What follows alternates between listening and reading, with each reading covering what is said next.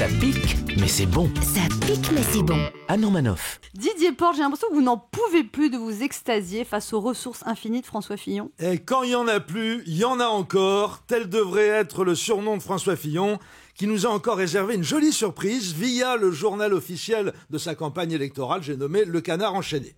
Figurez-vous que le candidat des Républicains unanimes en route vers le casse-pipe a oublié de déclarer au fisc un prêt sans intérêt de 50 000 € accordé par son ami millionnaire Marc Ladré de la Charrière. C'est pas de bol. Le même qui avait payé 100 000 € 2 fiches de lecture à Pénélope Fillon en tant que pigiste pour sa revue des Deux Mondes. Soit dit en passant, il a l'air bougrement sympathique. Généreux. Mais c'est pas ton ami, Didier, par contre. Vous trouvez pas? On vous embrasse très fort, monsieur Ladré. On vous kiffe velu. Vous voulez un prêt sans intérêt, Didier Si vous Porte ? avez encore quelques liasses de 50 000 qui traînent dans un carton à chaussures, on est preneur. Vous me les faites livrer par coursier à Europe à mon nom, puis moi je redistribuerai à mes camarades comme d'habitude. Il a l'air sympa ce gars, hein. Pourquoi on n'a pas nous aussi des copains millionnaires? Et Anne Romanoff, me direz-vous, certes.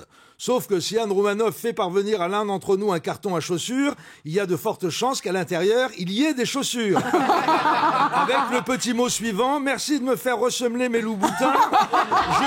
Je dîne avec la Gardère la semaine prochaine. Tu es gentil, tu payes la facture, je te rembourserai. Bref, 50 000 € escamotés au nez et à la barbe de Bercy, c'est pas rien quand même, hein, surtout pour un ancien Premier ministre. Et pourtant, l'information a fait flop. François Fillon s'est fait raccrocher une nouvelle casserole par le canard, mais à cause du vacarme que font toutes les précédentes, on ne l'entend pas. Ça y est, nous sommes blasés.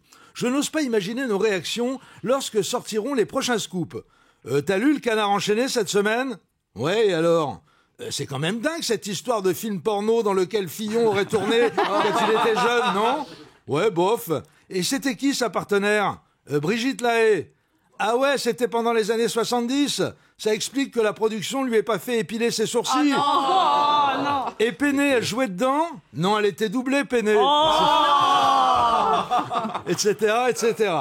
Que va-t-on encore apprendre sur François Fillon au cours des 6 petites semaines qui restent avant l'échéance fatale? Qu'il a détourné le denier du culte de l'évêché de Sablé-sur-Sarthe pour financer ses soirées bunga bunga avec des SK au Carlton du Mans, etc., etc.